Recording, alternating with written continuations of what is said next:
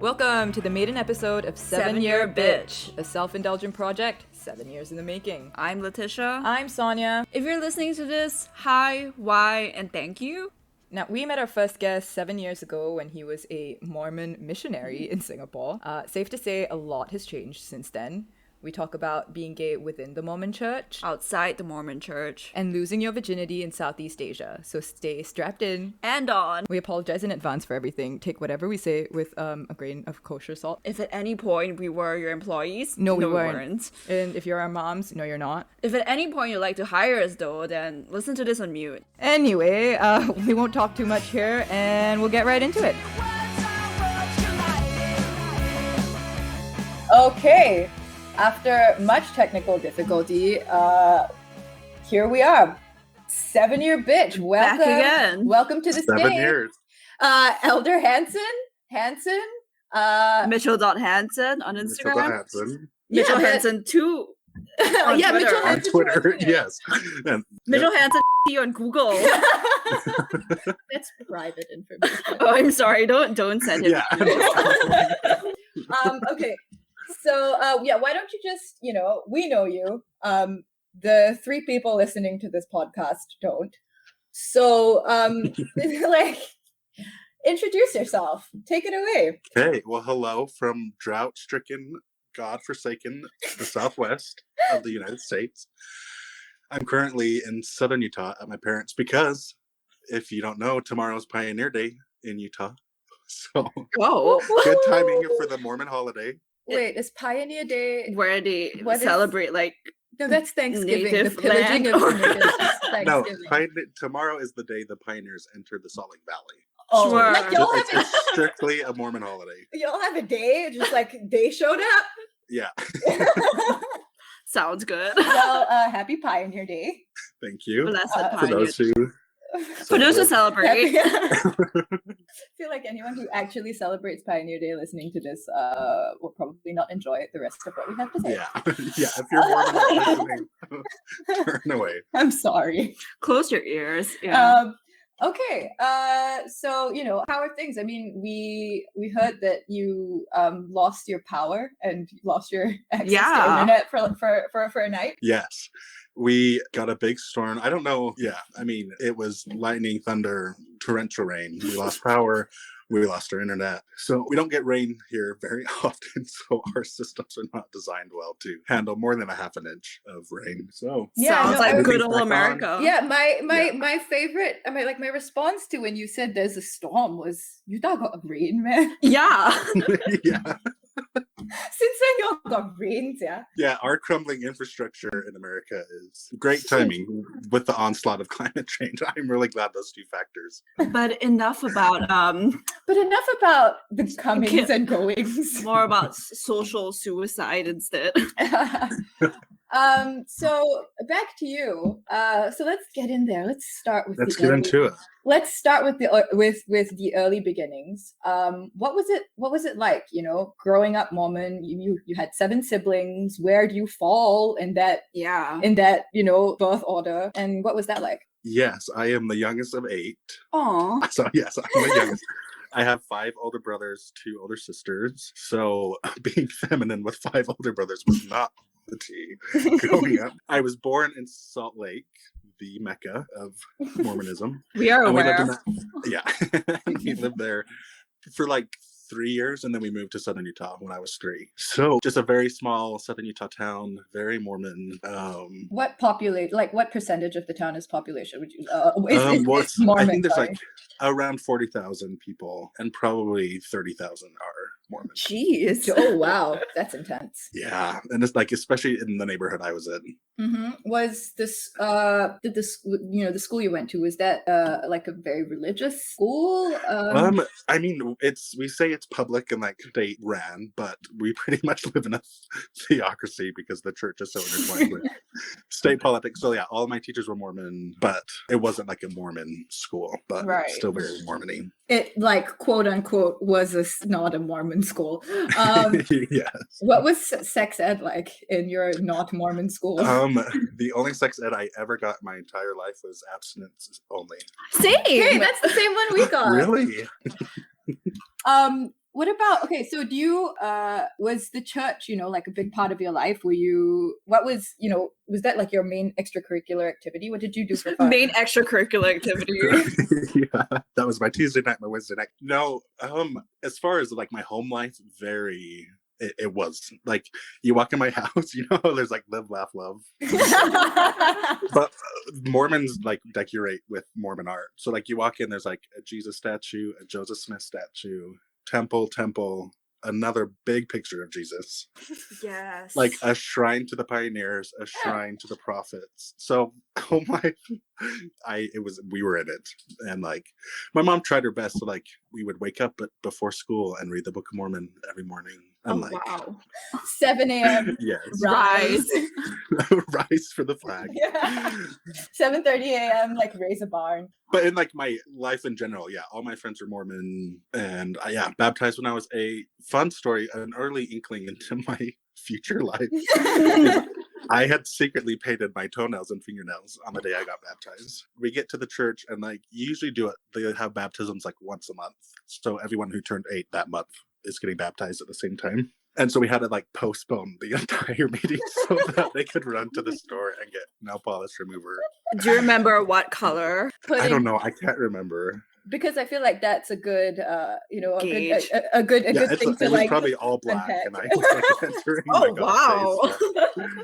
Who in your house had black nail polish? Who in your like sweet Mormon household had black nail polish? Yeah, the Book of Mormon actually says no dark-sided nail polish. So pink is fine, well, but not black. The Book of Mormon also just says not just dark nail polish, but dark people. But dark. They're like not a fan. Yeah, no go on anything dark. Yeah. Okay. So is it after your baptism that you get your magic Mormon underwear? No, so that's when you go to the temple. So explain. I watch porn on that process. has that plot. You know what? I'm not trying to air out my tea, but so am I. Yeah, you get when you're 8, and that's like kind of the start. That's when your name gets put on the records of the church. Like that's kind of like the beginning of your. They gotcha. And like you can't ever get off. They've locked you in. Got him. And I love because they're always like, Mitch has chosen to be baptized. Like it's like this big choice that these 8-year-olds make. Consent. But, yeah. And then you go to the temple, usually for boys before they go on a mission, they go to the temple. And that's like so a baptism is a covenant. And then when you go to the temple, you just make other promises. And that's when the first time you go to the temple is when you put on the garments for the first time. What were the like social rules living in Southern Utah? Like what were the unspoken like rules and stuff that you had to like abide to? I don't know. I mean, obviously not being gay was a big one. But yeah, like no drinking, no one ever drank. Or if you did, you had to like keep it secret. And alcohol is very expensive in Utah, isn't it? Like, don't they tax that shit like crazy? Yeah, they tax it pretty heavily. And you can only get it like at state liquor stores. There's no liquor in like government mandated alcohol. Wow, okay. I know. And it's only open till 7 p.m. So it's they are really and closed on Sunday, those mother like Chick-fil-A. Yeah. Did you guys have any rules in the house about like, not having non-Mormon friends? Did you have any non-Mormon like friends at school? No, there was no like rules about not having non-Mormon friends, but I mean, in my class of like 250, there's probably like 50 non-Mormons, but when I first moved there, got a really good group of friends like on my street, and they were all Mormon. So yeah, I didn't really. Yeah, why would you expand? They're right there. Yeah, there was no need to. I was already in the social circle. So. Okay, so I'm assuming that was kind of what it was like all the way up through high school, and then so after high school is when you go on your mission, or what happened for you like after high school? Yes, so usually like high school was fine. I was a jock. I really leaned into my straighthood in high school. Was you what did they call him, a quarterback? I didn't play football, but I did play soccer and basketball and tennis. Oh yeah. So, I mean, soccer and tennis, I wasn't really trying that hard to play. Didn't really make the case I thought it did. I know this is funny too, and I mean I got picked on in middle school, but just the classics, nothing The clever, classic. good. But in high school, someone, this is so funny to me. Someone every year like found out what locker I had and wrote Mitchell's gay in my locker all 4 years. I mean, and it's like, it's the longevity, it's the commitment to this joke that just really at some point, I feel like, you know, it's bullying, and then at some point it's just prophecy. Yeah. No, it's prophetic. I can't even be mad because you're right. Yeah. A hot take. Maybe you're not gay. Maybe you just read that. Maybe it's just times. a bit. Yeah. I'm still waiting for the day where I figure that out. Maybe we nag you now, like Michell is straight. We'll start the nagging. Yeah. We'll get into that later. Well, we can undo all of this. But yeah, so after high school. Yeah, so actually my senior year, they changed the age from 19 to 18. I think they were losing too many people between that gap. And so like, that's literally get them the second they graduate high school. So get them fresh. Yeah. So all of my friends went like right after we graduated, but I was never planning to go on a mission, so I didn't. So they all left in June of 2013, and I moved to Seattle to live with my sister and was preparing to leave the church. I was not wanting to stay there. I know. Interesting. What an angle. I know. But then I think, so like in probably October, November of that year, I was just like bored and I hadn't gone to school yet. And I like wanted to go somewhere and do something. So I was like looking at Habitat for Humanity, the Peace Corps, and then I was like, you know what? Like, you know, no, I am like very aware of the various white savior organizations. Yeah, you know, I swapped out one organization for another. So was Habitat for Humanity really that bad that you were like, yeah. I guess But yeah, it's that bad that I chose to go on a mission. So yeah, it was just like an easy avenue. And I think really if I had gone somewhere in America, I would have gone home before. But like, yeah, the mission culture of the Singapore mission and the mission president and like the other missionaries in the mission were all so chill. And like, I had a very different mission experience from some of my friends. So I think that also played a big part. How did you react to getting the letter? So they used in my time, they sent out like this big packet of like, so like on a piece of paper, it like says, this is where you're supposed to go. And then there was like a packet about the country and the mission president and things like that. So that's like a tradition where everyone comes over to your house and you read the letter to find out where you're going. That's so much like university admissions.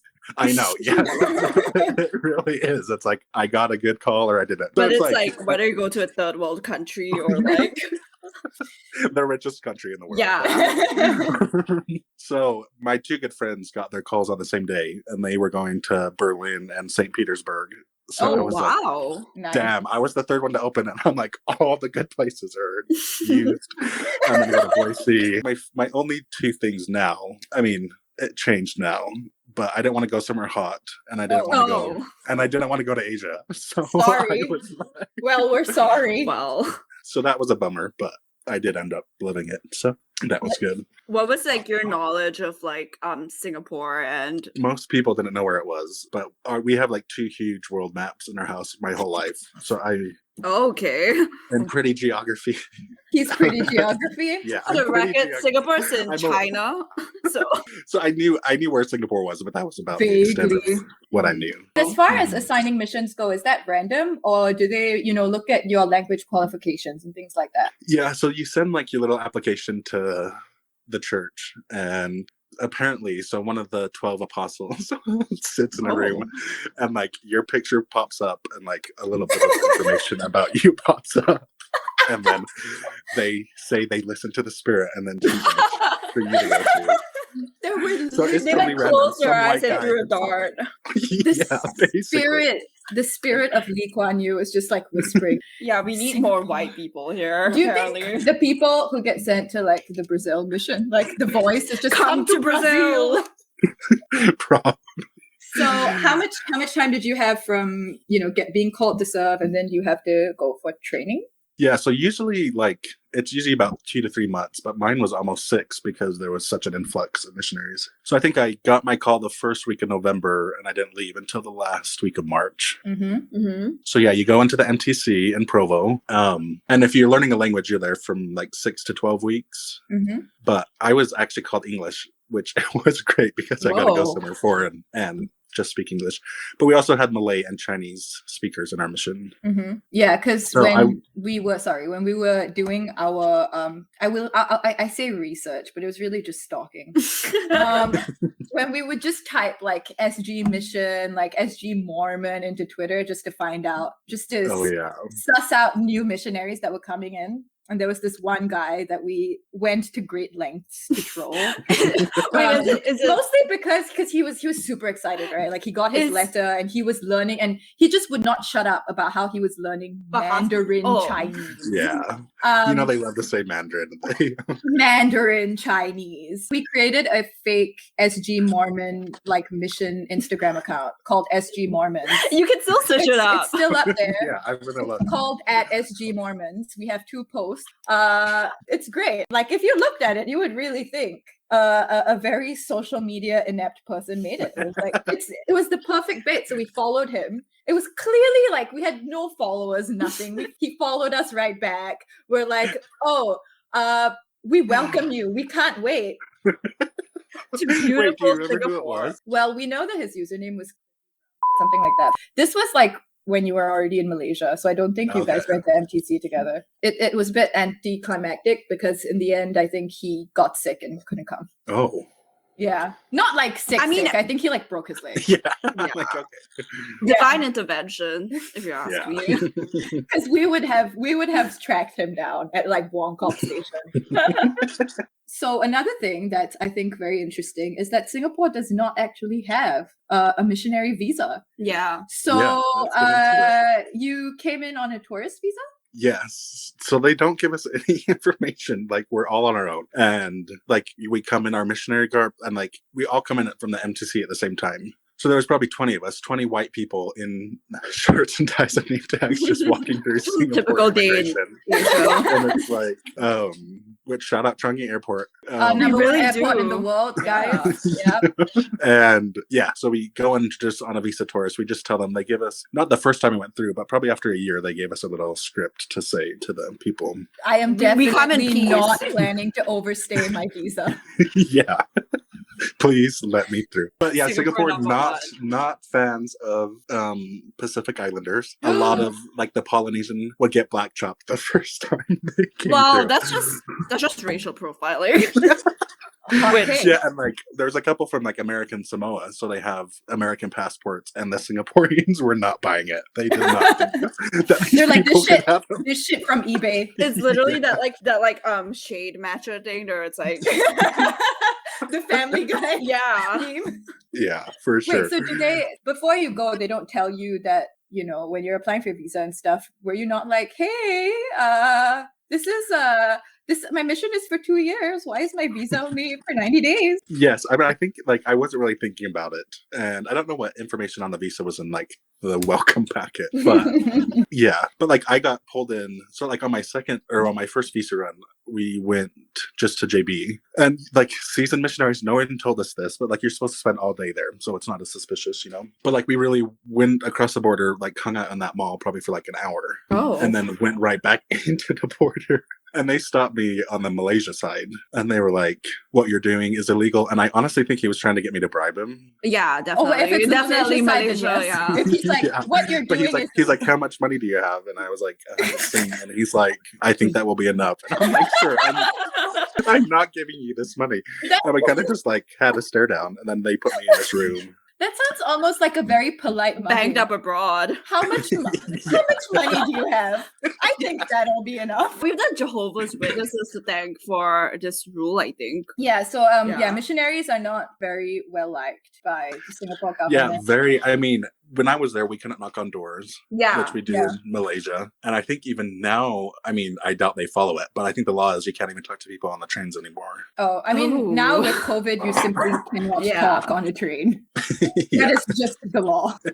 I don't know how they do missionary work in Singapore, but... Well, you did it. I know, and it sucked. But we kind of like just presented that opportunity for you to walk in. So you came to Singapore, and from what I understand, because I spent my weekend transcribing our secretly recorded conversations from is that you were living in a condo in Tanamera. Of yes, all... I mean, when you're on the platform of the train, you can see it. It's just like those white ones. Girl, the Wild West. At Tanamera. So yeah, we were put so that you're kind of split up into, they call it wards. I think you guys know the verbiage. So I was in the Badok ward when I started, and I later found out, much to my dismay, that the mission calls it Broken Badok because that's where they send like missionaries who don't want to do anything.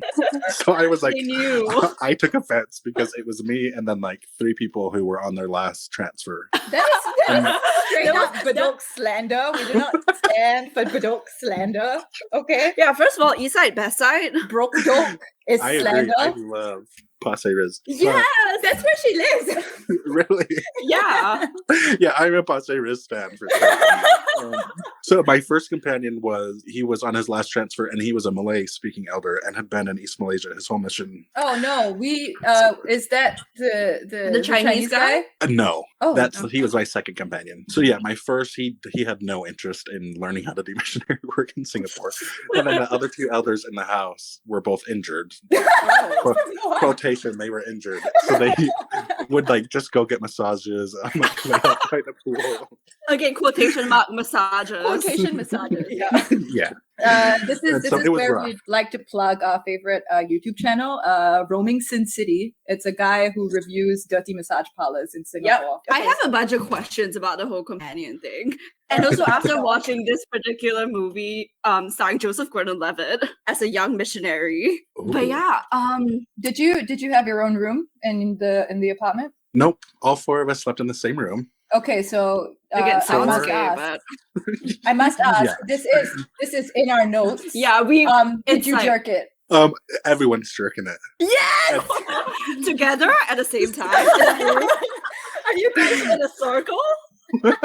We were all doing it by ourselves in the bathroom. I know, and it was tough because like I had companions who like every single time would get like remorseful and like so depressed. I'm like, you guys, we're all doing it. Get a grip. Like you have to go teach a lesson. Did you? Post nut clarity. Did you get? Yeah, those were the best lessons. Post nut lessons were. The spirit really spoke to them after. No, but is this something that you guys were talking about in your Tanamera apartment? Like, hi. Or you could like just hear it, or like the drains were like so clogged. Like if your companion had just jerked it and was like feeling this overwhelming, profound guilt, how would he say that to you? How would he approach you? Well, yeah, I don't want to out anybody, so yeah. No, you don't have to I'm not mention going to say names, but the one that you've met them, but they would like he would put his beanie on, and he'd put his beanie all the way over his head. And then he would just go in the room in like the middle of the day and like close the door, and I'm pretty sure he just wanted to take a nap, but he was like he would tell me and then go and do that. So I'm like, okay, like I'll watch Meet the Mormons for the 400th time while you go take a nap. Take a nap. Oh my god. It was such a joke. Yeah, so like truly you guys were a godsend because you were the only people we were teaching basically in Badok. And I think I'd go as far as to say that we taught you more than you taught. That's fair. That's fair. Because we were just looking at like the whole what we call the Mormon Bonanza of 2014. The last 7 years has kind of been lumped into one giant amalgamation of memories. Yeah. And now that we're actually like hashing it out and really looking into it, we're like, damn, like what the fuck was that? Wow. Yeah. We did that. So you were 3 months into your mission when you first came to my house. Yes. On our first meeting. Do you remember anything about our first meeting? It was with 2 other guys, so it was with Elder Loke, so he was the Chinese one. Yeah. Mm-hmm. And Toy Lalo. The only thing I remember is the elevator. All I remember is like the elevator going up to like the 3rd or 4th floor. And I don't know, Sonia, if your dad or mom was there, but I just feel like we got some dirty looks from other people in the home. oh yeah. Okay, so I did what I famously do with this has extended to boyfriends now, where I don't tell my parents that I'm inviting people to the house. They just show up. Mm-hmm. And so how we got into the Mormon Bonanza was Letitia. I would admit this now. It's because I was listening to the Book of Mormon, the musical, not the audio. Yeah, I mean, it was The Audible original. Yeah. famously first staged in 2011. So 2014, we're still hot off the heels of, Yes. of that whole Tony Award winning Book of Mormon. I mean, Andrew Reynolds, we have to stand. Exactly. Yeah, and I was like obsessed with it. So I was like, yeah, I would like to read this Book of Mormon. And so like it didn't like for some reason like didn't cross my mind that like ordering a Book of Mormon meant you're ordering missionaries. I thought they'll like deliver it to your house via like there post. are some differences between Amazon and like LDS.org. Yes. Yeah. I was like, why did I get a tracking number? And then she also asked for a message, like a personal message, to be written in her copy of the Book of Mormon On why I should become a Mormon. In extra comments, like the part where you would be like, "Oh, no pineapple on the pizza, please." Like she's just like, "Can you please write a personalized message?" I bet the sister missionaries in Salt Lake were thrilled. And so they also they spelled my name wrong, so I think personal. But I feel like more people spell your name wrong than people spell it right. Okay, don't have to come for me. Letitia. So she thought that this was gonna get like shipped by DHL to her house, and then she one morning Wait, so the missionaries come to your house? I got a text one day. It was like, "Hi, this is Elder, blah blah blah," and I'm like, "What?" Because they said Elder, and I was very out of the loop. I was like, "Wait, girl." So she just sends me the text and just says SOS.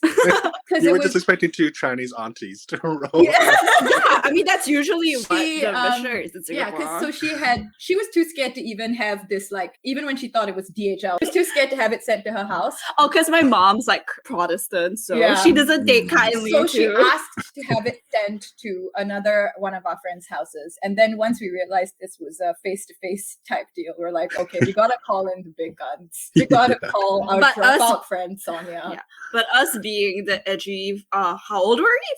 14-year-olds that we we're like, let's use this opportunity as a way to troll these random white people. We were like, you know what? This will be the big takedown and expose of the Mormon church. Like, we're going to be... You know what's missing in modern journalism? Yeah. It's like some Ronan Farrow kind of shit. That's what's missing. Yeah. Because, I mean, we were in our very wild religious edgelord phase. Yeah. Thanks to the amazing atheist on YouTube. Yeah, no, the internet really did a number on us. Yeah. So, and then do you remember our subsequent meetings? Because I feel like it was maybe a month or 2 months that we were in like constant correspondence where you guys were like half-heartedly trying to teach us the Book of Mormon, and we're just trying to get you to like do as much fucked up shit as possible. The thing is, we would play along, and at the end of the session, we'll ask like a provocative question. Yeah, like we're like, so what do you think about the LGBTQ? Yeah. Well, I know, so like when you switch companions, so like when Tawangatu came in, you have an area book, which is like where you have the names of everyone you're teaching, whatever. So you introduce your new companion to the area book. And it's kind of like, because technically if people aren't progressing, coming to church or whatever, you're supposed to stop teaching them. So it was like this great campaign to me to Tawangatu to like convince him to keep teaching you guys. Because he was like, do they pray? I'm like, no. He's like, do they come to church? I'm like, no. Do they want to get baptized? No. We just want to hang out with you guys at McDonald's after school. I know. Yeah. And which is what I wanted. I'm like, let's just hang out. Like, don't make it weird. I do distinctly remember our meeting at Subway, I think like at Pie Le Bar. Yes, I remember. Yeah, it's McDonald's or Subway. One of those. I think. Yeah. McDonald's. And we talked about the plan of salvation, and you kept calling the outer darkness the shadow realm. And I remember thinking that was so funny. Yeah, because we used to like sit next to each other through all of like 8 hours a day in school, right? It was like we would scream a little bit every time we got a text from you guys. Like she would like alert me, and we would be like, oh, because we had to use such like specific language to reply. Yeah, we would have to like brainstorm how to respond. It was like writing an email. And I feel like I'm a bit sad now because I thought we were being very good shills. Yeah. I thought like we really had it covered, because as I was transcribing our first meeting, there was a lot of we were trying really hard. And on that first meeting, Elder Lorde did immediately invite us to church. We were very desperately looking for any and every excuse not to go. Well, So Singapore, it's so easy because all you have to say, I have studies. Literally every single teenager, when we ask them to do anything, they're just like, sorry, exams are coming up. I'm like, okay. Okay, come on, incisive no, but commentary. here's the thing. We played dumb a little too hard. So he was like, we have service every Sunday at 9:00. Immediately, the both of us in unison, wait, what time? He's like trying to bargain with us. Yeah, he's like, so we can meet you at Buangkok Station at 8:30. Silence. 8:45. Silence. Letitia is like having a mini like panic attack. She's just gurgling, like you can't really hear what she's saying. It was because I was still forced to go to church. Yeah, so like I tried to church. give her an out. I tried to give us an out where I'm like, oh, don't you have to go to church this Sunday? And she's like, nope. And he's just there like, you've already done so much research. Why not just come and observe our service? That's too much. And then we're just like, oh, okay, yeah, maybe next Sunday. Anyway, you're from America, Utah. We assumed you're from Utah. So BYU? Studio C, which still holds up, might I add. Yeah, Studio C still holds up. I still follow all of the cast on Instagram. I agree. Yeah, they changed the cast, and then I'm very weird. Okay, so sorry, I realized that this is for an audience. It's very niche information. So Brigham Young University has or had a sketch comedy show called Studio C. Some of their sketches have truly better than SNL, to be honest. Yeah. Some of their sketches have gone viral. We watched it being like, haha, Mormon comedy, and we laughed. And this was when like improv was like a big thing. So we're like, aha, yes, and. Yeah, I think like the one that really went viral was the Scott Sterling. But yeah, what sort of what was your money situation like? So do you come with a set amount of money and then so I think it worked. I mean, everyone, it's $400 a month. So every missionary pays the church $400 a month. It's like an internship. Yeah. No, that's like a reverse. Yeah. Like you pay us $400 to work there. Yeah.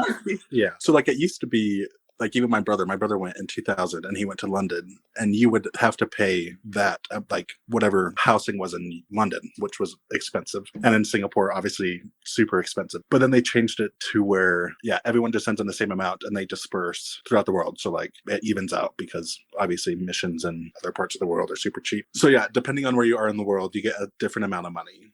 So I think we got 650 Sing every month. That may be too high. Maybe I'm thinking $6.50. 0.65. Yeah.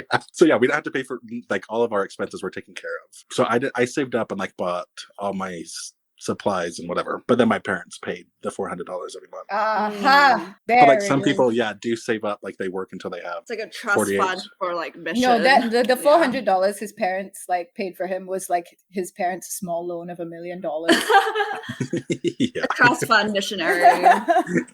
Yeah. But yeah, so any like culture shock. So you didn't want to go someplace that was hot, and you didn't want to go to Asia, and you ended up in a very hot, humid place in Asia. And then Malaysia. What was that like? So you came, you were like, fuck. So how did that change for you? How did you learn to appreciate hot, sticky Southeast Asia? Well, he did not. I mean, I am just sweat. Like I'm a very sweaty person. So that was like why. That was my reasoning. Culture shock. It's stuff in freezing. Mostly like food and like the speed of life in Singapore is everyone is so busy. So I think those were like the two big. I'm sorry, we're a nation of girl bosses. We have things to do and people to see. Not one's not better than the other. I'm just saying. Also, I would like to bring our attention to just to exemplify how reluctant you were in teaching the Bible. There was like a part in our first meeting where we read out a Bible verse. We were forced to read out a Bible verse. That was the thing you guys made us do a lot. And I couldn't pronounce like some words because I was like, what are these? Some parts of this I just put unintelligible. And then so I read out a verse, you responded. So this is one of my favorite verses in the entire Book of Mormon. Because when it says, temporal, it's never gonna, a tornado can rip through all of your stuff in 2 minutes. You know. And but if we hold out faithful to the end, we will live with God in this state of never-ending happiness. You can really hear the hesitation in that. Do you know which verse we're talking about? I don't. It's Mosiah, something. Oh. Yeah, there It's is definitely King reluctant. Benjamin. Oh, King Benjamin. Verse 41. Oh, okay, yeah, I do know which one you're talking about now. Well, it was your favorite. Yeah. Yes. As you very poorly explained. Because, I mean, requirements, you don't have to know shit about the Bible. You do have to read the Book of Mormon, though, before you go. They don't let you go without reading the Book of Mormon. Do you guys have to have an English teacher, like you do a book report? I guess, no, I think they just trusted us to Which do is it, which is funny because you did kind of English teacher us a little bit. Yeah. You were like, what do you think about this passage? Yeah. Like, so we'd read something out, and then you'd be like, "So, was there anything that stood out? Anything that you got from this?" Yeah. Well, that was what was so hard. Is like a lot of the verse, like the meaning is in the words, and we'd be teaching like these Malaysian people that have no idea what the verse is. And it's like, No, but this is not. that's funny though, because in Malaysia they do have that. I don't want to call it a scam, but they do have that thing where they rope like you the white boys go stand with like picket signs. We'll Like, teach learn English. free English lessons. lessons. Absolutely no catch. No catch. No strings attached, Like no. free English lessons. Absolutely not the a goodwill scam. of our heart. The words you will be learning are Normal words, yeah. not like lamanites or... temporal, never-ending Jesus happiness. Christ. Yeah. The gospel of Christ. I know it's truly evil. Yeah, and one of the things that stuck out was just this repetition of like, we know this is true, but you find out for yourselves. But we know that this is true, so Because perhaps the Bible you will says find so. that this is true. Yes, very much. And I think one of Door-to-door my salesman. my favorite like line of reasoning, right, was if you want it to be true, then it will be true. Truly, they were like manifested. And that was that's Manifested. basically manifesting. It's like, if you want the Power Rangers to be real and you want it badly enough, Just manifested. the mighty Morphin Power Rangers will show up in your bedroom. No cap. No cap. That is literally what they teach. But a quick callback to what you said about the food. So we heard a little anecdote about you guys really wanting Wendy's one day. Yes. I mean, I came in hot. I mean, like I said, my companion had been there for a while, so he knew all the food. So I really jumped into the culture or the cuisine. Probably 4 months in, I was like, "Okay, I just want a fucking hamburger and French fries, please." And then right by the church, a Wendy's. Oh It yeah, was- Buangkok. yeah. I have been to Buangkok that. I Wendy's. have been to that. It is a hell on earth place. Rest in peace, Wendy's. R.I.P. Wendy's Singapore. They've exited the market, but I remember fighting with my family at that Buangkok Wendy's. So yeah, Just cause bad energy. yeah. I mean, I think that's just all of Buangkok. No slant, like no hate, peace and love to residents. Well, of Buangkok. because the only like mental health institute is in Bangkok. Well, that's a bit ableist. Well, I'm just saying. And I used to. I mean, that's where I had my first job, was at that mental institute. So No, you Wow. were a patient. no, yeah, that gets constantly lost in translation, it seems. But no, I was an employee, not a patient. I didn't understand the white jumpsuit, but That's it. Like, we don't even have the mental institutions here aren't even fashionable. It's like a t-shirt and shorts. The same way our prisons also don't have jumpsuit, t-shirt, shorts, and slippers. really, where's Yeah. is the prison out east? Yes, Yes, Changi. Okay. yeah. Yes, that's what I thought. You should be familiar. Maybe that's why they. Yeah. Maybe that's why they situated you so close. They're like, this This is a overstayer. warning. This yeah. overstayer will be very easy to transport. I actually think you pass it when you go to Pulau Ubin. Is that true? I've never been to Wow. Pulau Ubin. This is where I get my citizenship revoked. But Yeah. it's one of those things where I'm like, oh, that would be fun, right? Yeah, and then you but just I'm not keep, going all the way out there. No, like you just keep saying Exactly. that until you're dead.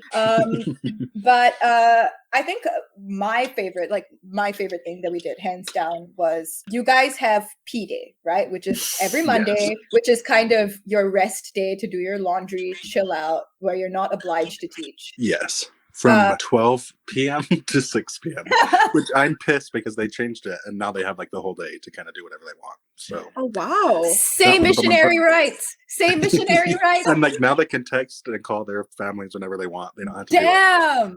Oh my god. Yeah, Weren't you guys writing They have it letters? good now. They're soft now. Yeah. Yeah, Well, they that's because people kept coming home. So they did change it. Were they coming home or were they getting deported? Big question. Yeah. So one of my favorite things is that we hijacked you guys on one of your P days and we took you to a little place called Haw Villa. Because we, again, edgelord Letitia and Sonia were like, let's take these poor missionaries To one of the most 10 terrifying courts of places. hell. Yeah. Haw Villa is not a place that I can explain. If you're Singaporean, you know what it is. Otherwise, If you know, you know. If you don't, you don't. yeah. If you get it, you get it. If you don't, you don't. So what was that like? Because I would. Did you know anything about Haw Villa before we went? No, we hadn't been there before, and like I was trying to be like culturally sensitive, but I think inside I was like, "What the fuck is that?"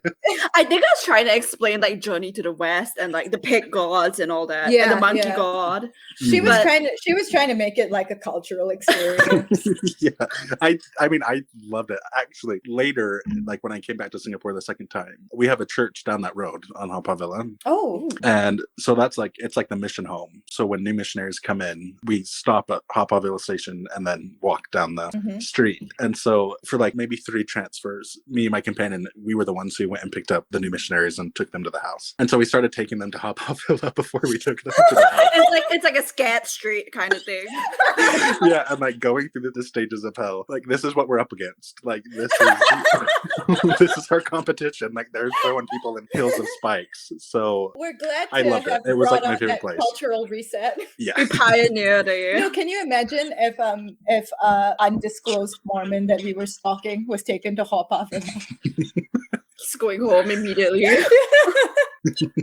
Yeah, he actually broke his ankle at Haw Villa. And then my favorite part of that day was when we went to Chili's. Again, exited the Singapore market. Yeah, also like this pod is also about all food chains, American food chains that have yeeted themselves out of Singapore. But yeah. I mean, yeah, the prices are not even worth it in America, let alone the prices that y'all dropped for those meals.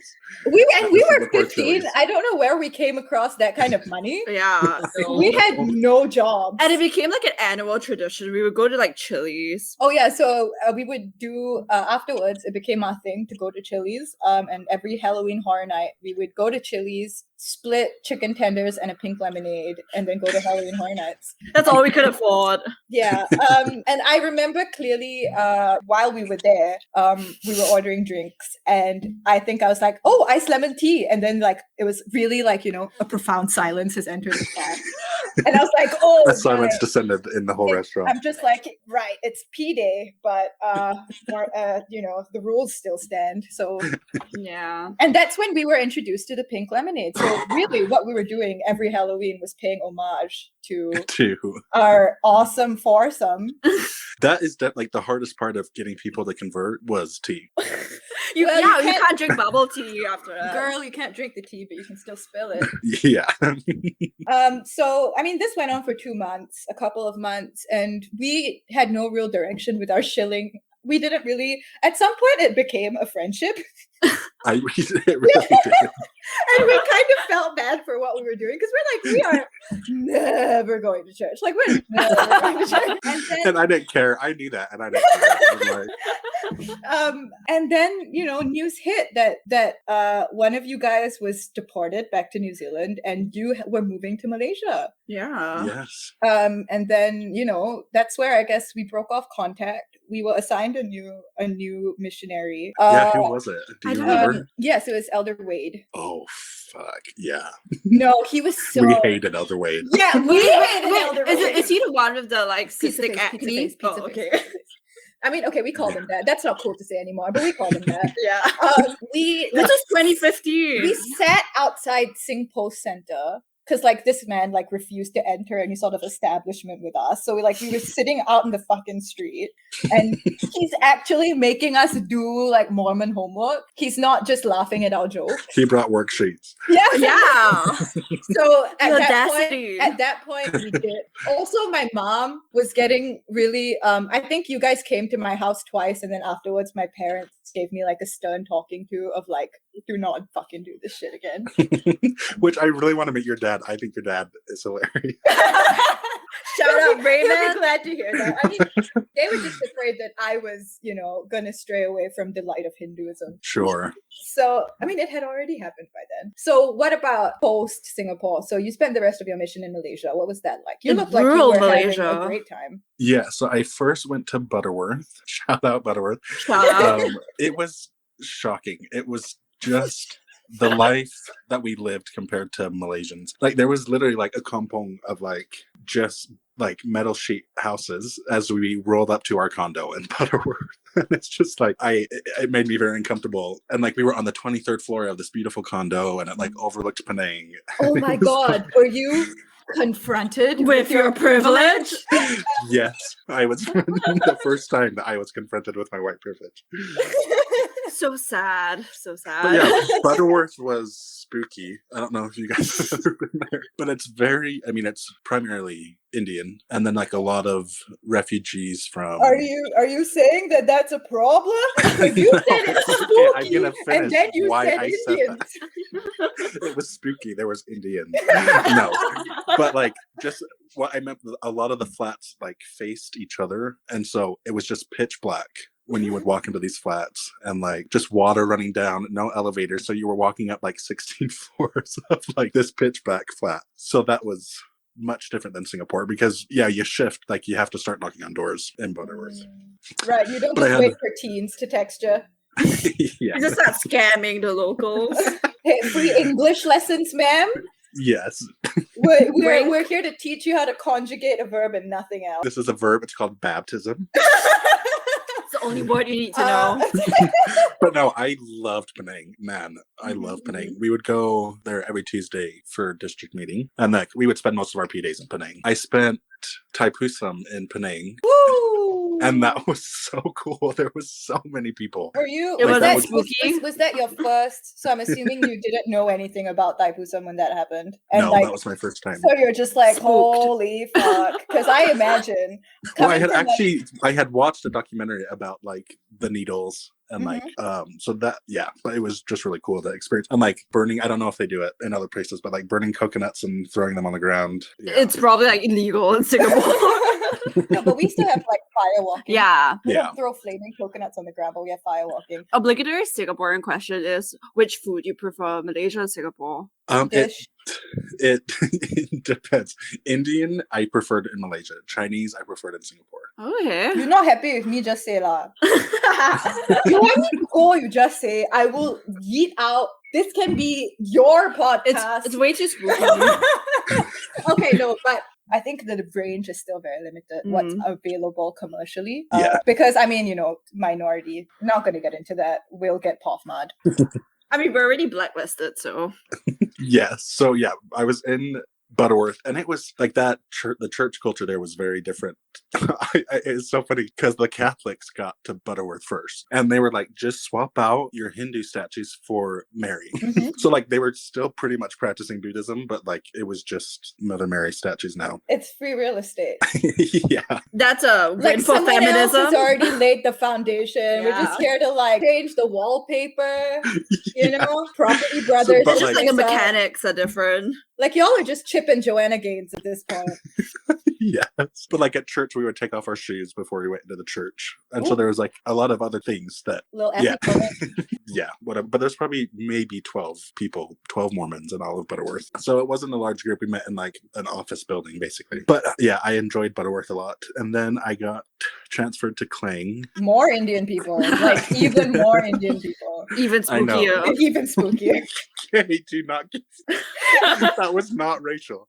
Spooky Indian hell dream. And Klang is like known as like one of the best places to go in the mission. Shout out Klang. Loved Klang. Probably my favorite place I was on. Did you have, was Klang your last posting? No, I have a lot.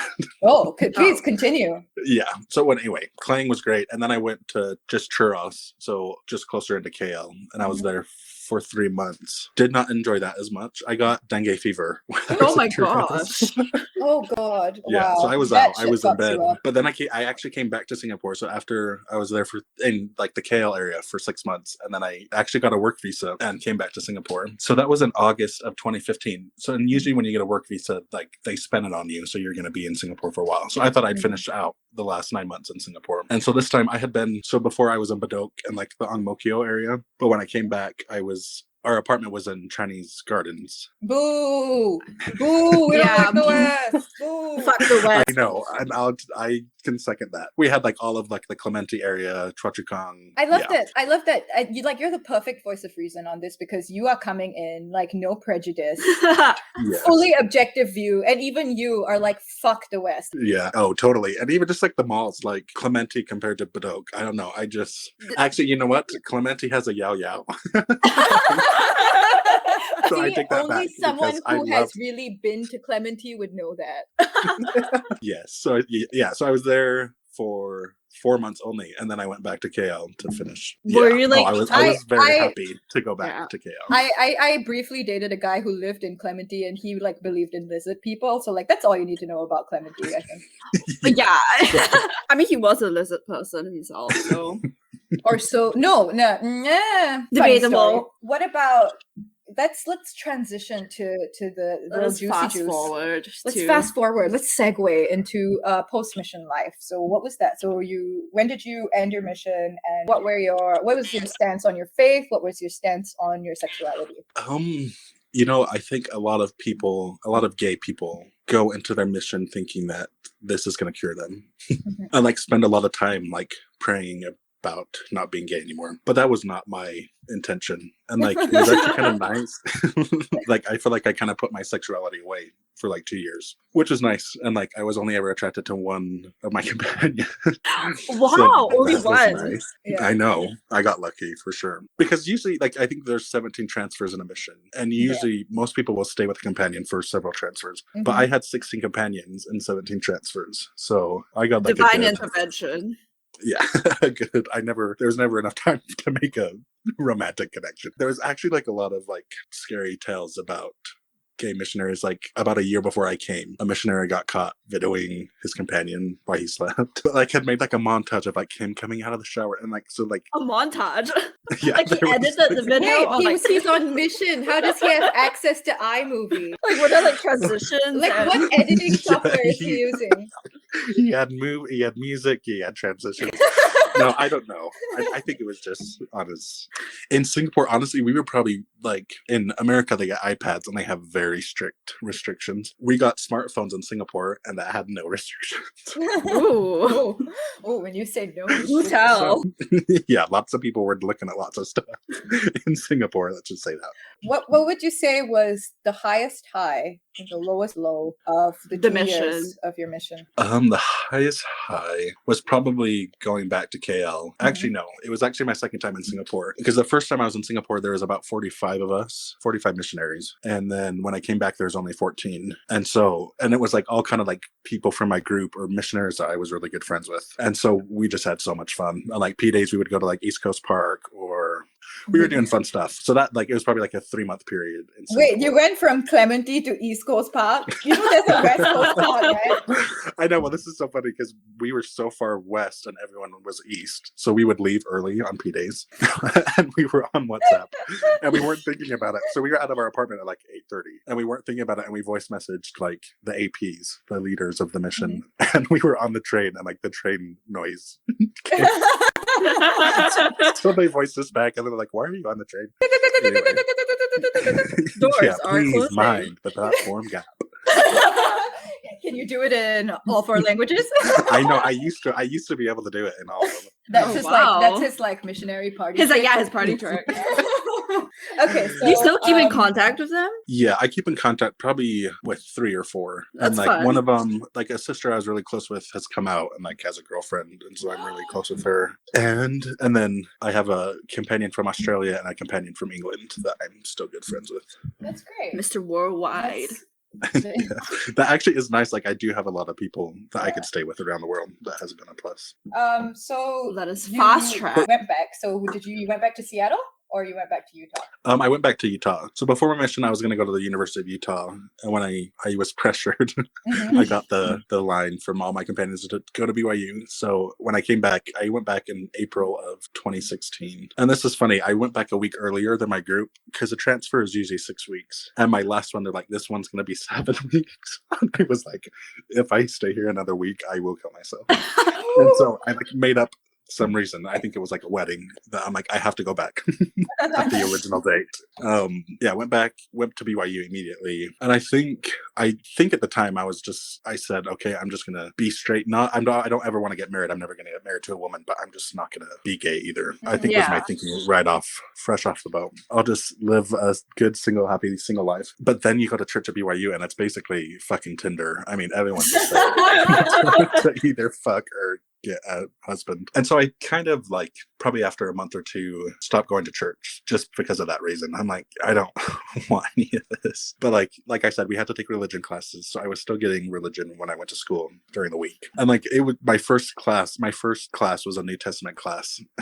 And on the first day, this kid walked in just gay as hell, like pink hair. He was wearing a Free Kesha shirt.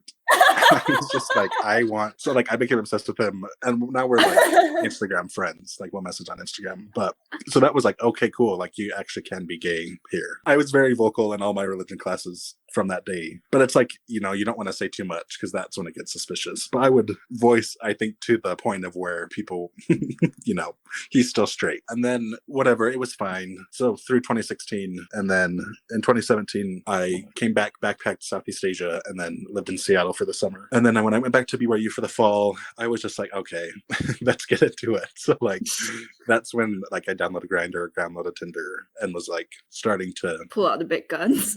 Yeah, so was starting to have sexual relations with people, mostly closeted gays at BYU. But that wasn't your first taste of the forbidden fruit, was it? I think Asia provided me with two my first was in Bangkok with a British man with a beautiful uncut. Oh yeah, just a quick question. So cut or uncut, what's your preference? I don't know, it depends, but I think uncut, to be honest. Good. We're on very different of different opinions when it comes to this. Who's who? Expose yourself. I'm a big uncut girl. I've only been with people who are cut for some reason. No, and then that's kind of like. I mean, that first experience with uncut is alarming. No, because you're like, what is this? Literally, what is this? Is this like a case? Like, and so we saw that you'd come back backpacking, and at this point we would have been 18. So objectively, we were the most annoying that we've ever been. I mean, we're still annoying. Well, but that was really bad.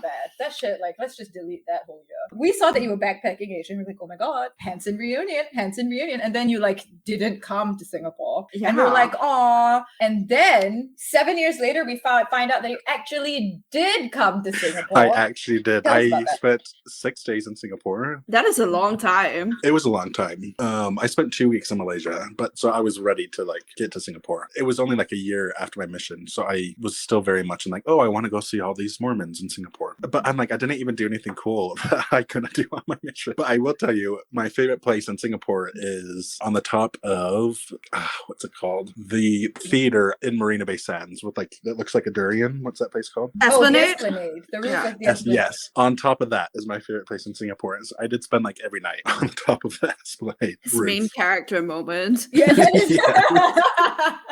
So yeah, it was good. Yeah, I spent a lot of time on the east side with members. I did peruse the Singaporean Craigslist, which I didn't even know was a thing. Beautiful. I think he was an Indonesian man at an undisclosed location in Singapore because I don't remember where it was. And yeah, we had a lovely sexual experience. And that man was Lance. For the listeners at home, this man only had one testicle. One singular. And so a singular my first two experiences was uncut and one ball. So I really dived into the deep waters there. I have a question. When a man has one ball, is it still like, is it in the middle? Is it situated in the center, or is it still?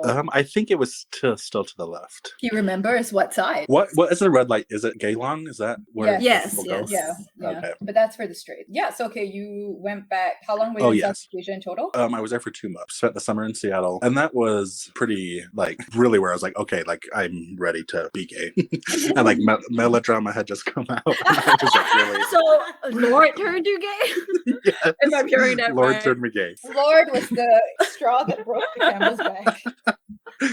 Yeah. And so when I got back to Provo, started winning doing out. things. And then in like the Winter Olympics in 2018 was like Gus Kenworthy and Adam Rippon, like the fags took over the Olympics in America. And it was just like, yeah, that was like, okay, these guys are being gay and open. And so, and then like Love Simon, and there was just like a lot of gay events happening that I'm like, okay, it's time. So I first came out to a couple friends in February of 2018, and then came out to my family in March of 2018. And at the like beginning of March, before I'd come out to my family, I met Henry. Yes, Henry. Henry, shout out Henry. Shout out Henry. And so I think my parents could have handled like, oh, he's gay, but to say like, oh, I'm gay and I also have a boyfriend was a lot. I'm gay and I'm not praying it away. Yes. So that was good. And me and Henry dated for 9 months. We broke up in December of that year. And what was your family's reception to, you coming out? So I think they were like really both trying to overcompensate with like positivity. So I like had gone to a movie. It was like midnight and I stumbled it out. It took me like 5 minutes to say it. But then my dad was just like, I don't know if he had gone to some gay straight alliance training, but he's like, okay, so what are your pronouns? How do you identify? Was like very professional about it. This is how you know that your parents knew you were gay before you knew you were gay, and they've just been like prepping for this moment their whole lives. Yeah, they read a WikiHow like, article. Honey, it's happening. Honey, I gayed the kids. Yeah, and so like he was great, and like my mom was great. Initially, like I had a very positive coming out. I think my mom she's not sad that I'm gay, but I think it's taken her a little longer to get over the expectations and hopes she had for my life. And like my first Pride, my dad like gave me a bag of condoms and like stuff. It's like he's been on board from the beginning. What brand? Cool. Were they Magnums? I can't remember. No, but that is so cool. I mean, to have at least one parent that is very, like, I guess, correct me if I'm wrong, unconditionally supportive. Oh yeah, for sure. And like I know a lot of Mormon people who did not have that experience. So I'm very grateful for that. But then they were like, we want to tell your siblings, which kind of annoys me. But so they kind of took over my coming out to the rest of the family. But I mean, truly having that conversation 7 times is a lot. So I do understand where they're coming from. But yeah, all my siblings have been great. Most of my siblings are very liberal. So yeah, everyone in my family's been chill. So that's great. Yeah, I think that's like the best. I think that's the best possible scenario. Have coming out. Oh yeah, for sure. But it's like my friends, I've lost some friendships that were close. But I don't care, I was ready. I was prepared to lose whoever I needed to lose. I came out to the people I knew would be positive. So like I get. But did you have any really bad reactions, or was it the passive aggressive, like, we can get through this, we'll pray for you? Love the sin or hate the sin? Yeah, no one's been like super negative, but like, yeah, I get that. Oh, like we support you, but they don't really, or like. The look of like, oh, thank God it's not my family. Like, good for you, but I'm glad it's not happening to me or my family. Yeah. And like my least favorite thing is the gay lifestyle. Are you living the gay lifestyle? Bitch, what does that mean? I watch RuPaul. Like, yes, I do. But so that annoys me. But it's the gay agenda. Yeah, the gay agenda. Because so when on your second visit, we asked you guys about what the Mormon Church's stance is on LGBTQ. That was our provocative section of the and I think Tuangutu was a bit taken because he was like, LG what? Why are there so many alphabets? Like lesbian, gay, bisexual, trans. And he said all of the stuff that you just said, like we love it goes back to Adam and Eve. Not and, like, Adam you need and a mother Steve. to nourish and a father to provide. Yeah. I think your point, the only point that you made with regards to that was, I have seen gay pride parades and I have seen the people screaming negatively at them. We still love you and respect you, and we will pray for you. Yeah, but please do not come near me or my children. The gays are going to take your children away. The homosexuality is airborne. It's like yeah, COVID. I don't know what my thoughts were at that time. I wish I had had a more like nuanced response. We were like, that's kind of fruity. No, your social media presence had changed. Like the second you left, we went to follow you on Twitter and Instagram. Like the second you left, so we knew that you were not going to be posting for the next year or whatever. But we were like, well, wait. this is going to be we good. we are ready. When he comes out, like, this will be good. Yeah. So I was looking for, old stuff. I was reading through our old chats, and it's like, can Hansen just come out already? like we're waiting for the day that Hansen like posts on IG that he's gay. I was also waiting for the day. We knew because there was this one very scandalous Oh, post. yeah. That's when we knew, like, something was up. Your friend Hannah, who you went with to Vietnam. Oh yes. So when she was going on her mission, you posted this thing. It's like, oh, once Hannah and I were spooning in Vietnam, and Again, sounds fruity. were you spooning across twin beds? Yeah, I mean, I had a beard. I tried my best to, but she was actually unaware. I told you that before, and she was just a sister from my mission. It was interesting. A lot of my mission friends were also studying political science, so I got to hang out with a lot of them after the mission. But I had told my mom that we were dating during Christmas, and so I was FaceTiming her, and like my mom took the phone. And I was like, "Fuck, please, do not ask her anything." So when we were talking earlier about what you said was, your favorite Bible verse. verse from the Book of Mormon, that was quite interesting. Let us unpack that. So it's basically talking about how those who keep to the commandments of God will be blessed in all things temporal and spiritual. There's a lot of mention of never-ending happiness, and you Pointed it out. if we just follow the rules and we keep to the commandments of God, We'll be happy forever. that we'll have never-ending happiness. So what would you say is 2021 Mitch's take on that? Well, the short answer, I do not believe it. The long answer, yeah, I don't know. I think one of my biggest critiques of Mormonism is they truly believe that they have a monopoly on happiness. And like, they will tell you, if you leave this, you will never feel happiness again. It's like, what are you talking about? And Like, as someone who's left, did you find happiness? yes. And I have first-hand experience that is not true. I testify that scripture Hand about to heart. Mormon is false. But other than that, like, I think good friendship. I don't think a romantic partnership is in my lifetime. But I think just very good friendship. I have found like a lot of happiness and community in the queer community, and like I just fucking love the gay people that are around me, and live music. I can't wait for concerts to come back. I mean, hopefully Lorde will be out of her flop era by then. Yeah, that's a hot take, first of all. You shut up. Did you not love? No, I Did you Stoned not in the love nail Stoned salon? at the nail I- salon? Okay, so Solar Power honestly sounded like a freaking that was a fluff song. From No, again, it filler sounds song. like sounds like a Freedom by Dua George Lipa Michael. song. Like, that was nonsense. I'm sorry, Lorde, but Solar Power is absolute bullshit. That show is nonsense. But okay, so this is where our opinions divide. as research for today's episode, I did listen to Stone in the Nail Salon. One on a TikTok ad, and then right before we hit you up today. And my gauge for a Lorde song is: would I, at 15, have listened to this at 3 a.m. while like ideating suicide? And the answer is yes. So it's looking up. My take is, and you're gonna hate me for this, because I'm also going to say some slander of someone else, but it sounds super like formless, like a Phoebe Bridgers song, which is why I can't get into Phoebe Bridgers. She doesn't like Phoebe Bridgers, and I have not cared to get to know Phoebe Bridgers. We're sorry. Okay, fuck both of you.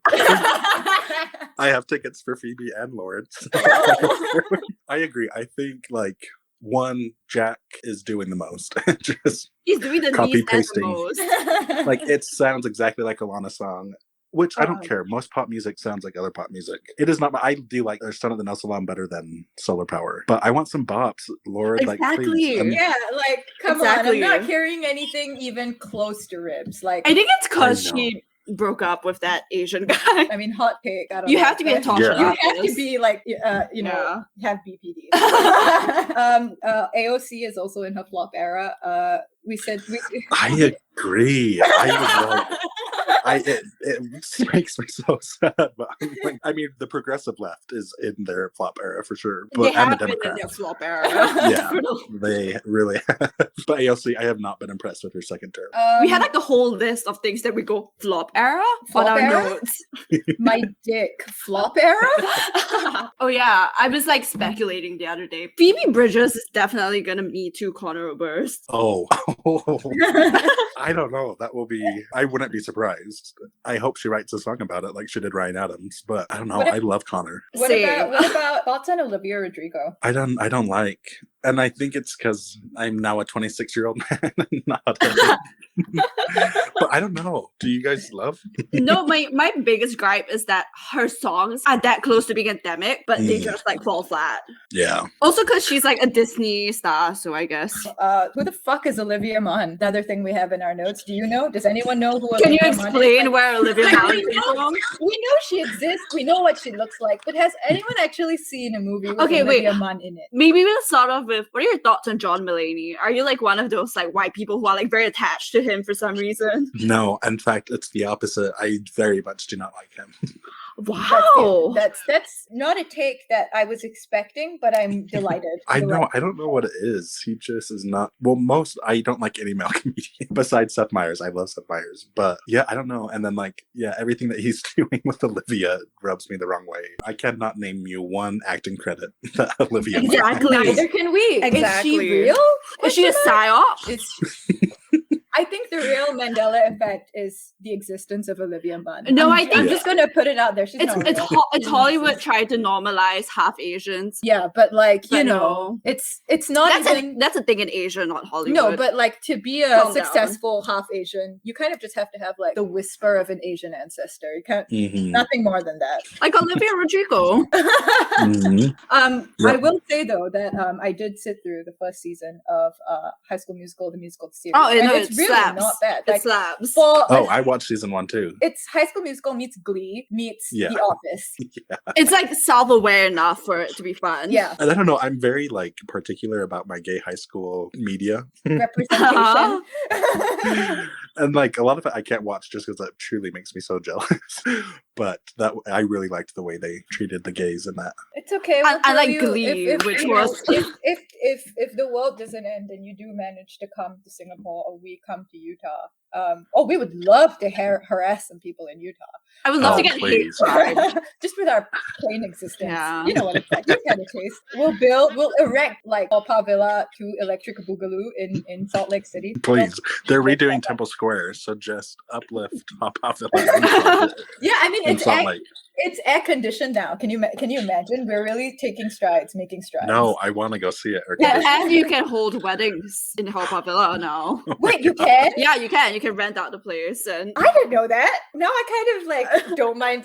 We should have a ceremony, like a Vegas ceremony, like a union Vegas ceremony with a Elvis impersonator. Yeah, and we have I miss Haw Villa when we did YMCA with the sumo statue. You remember that? That was fun. I do remember that. And okay, so this is 40 seconds now. So let's close this thing out with something that we want to do every episode. Hopefully, you make your own birth chart, but with celebrities. There's a theme. Uh-huh. There's a theme every week. And which Mormons are you? And just to give you a refresher, so your sun. If you haven't visited co-star in a while, your sun rules your personality. It's your soul. Your moon sign is your emotional core and your heart. And your rising sign rules how you present yourself to the world. How you express yourself. I am very aware of Sun, Moon, Rising. Thank you for that recap. Wait, so Mormon celebrities who? Yeah, famous. Okay, Mormons. we have a list if you need a reference.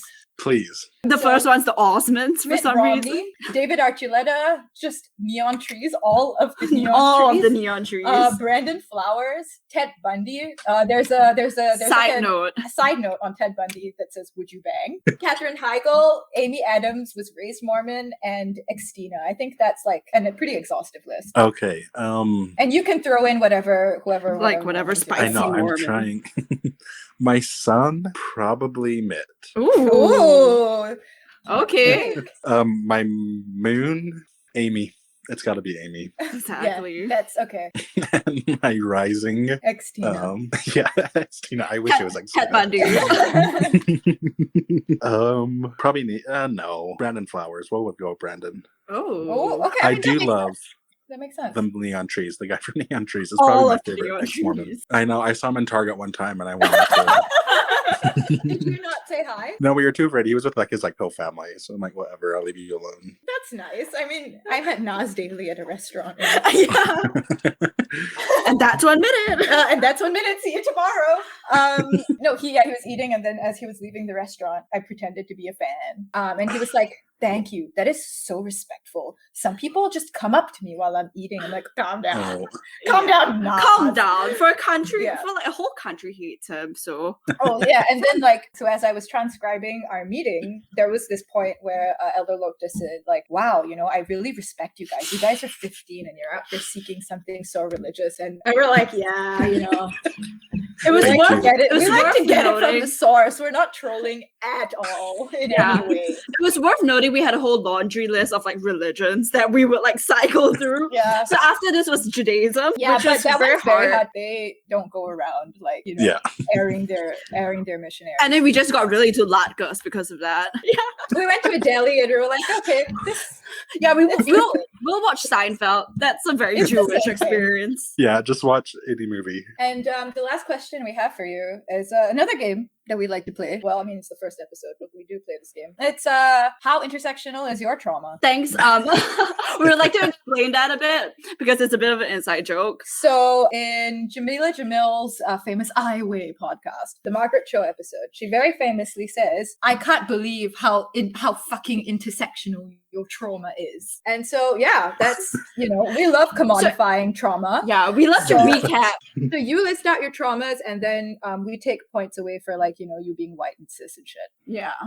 Okay, well, I'm a white man, so I start out at -1. Negative. -1. Yeah.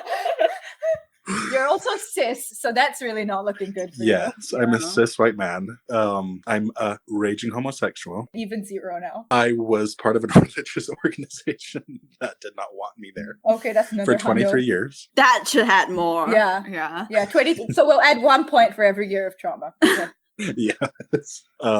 Yeah, family. I mean, ties to the occult. My family has a deep history. Oh. Bad things. Oh. So, family trauma, and probably that's it. I mean, you did lose your internet this week, so that Yeah. Yeah. Living in Most Utah, egregious your was- trauma. because the key part of intersectional trauma is that it just or how to play this game is that it's just like, you know, they put coconut milk in my cold brew. Yeah, I haven't had my morning bump yet. Intersectional trauma. Girl, that's just constipation. Intersectional constipation. I'm gonna start doing that. Intersectional trauma. Just ask anyone on the street. Just do it. Yeah. It's like a Billy on the street kind of thing. Yeah, Yeah. just go up to people and scream at them. What's your intersectional trauma? For $1, name it intersectional trauma. I mean, I feel like if we did that in Singapore, we'll end up on Storm. No, we would get arrested because they'll think we're like dissidents of the state. What are your thoughts on Billy, real quick? On the street or Eilish? I loved him, but he's really Billy irritating on Twitter now. Yeah, he's pretty unbearable on Twitter. Oh, I don't follow him on Twitter. He's like a classic, like annoying liberal, you know. Oh. Like he Yes. loves the DNC and all that. Oh, one of those like, if you don't vote, you're complicit in the oppression. Yeah, and like I'm with her. Like, Oh God. Oh yeah, he's a big Oh. Hillary guy. You're still with her? Her? Ladies Really? and gentlemen, Her? do we stand skinny Adele? Speaking of ladies and gentlemen, Yes, yes. I do too. Yeah, I do love that picture of her though in the Jamaican garb. I think it's hilarious.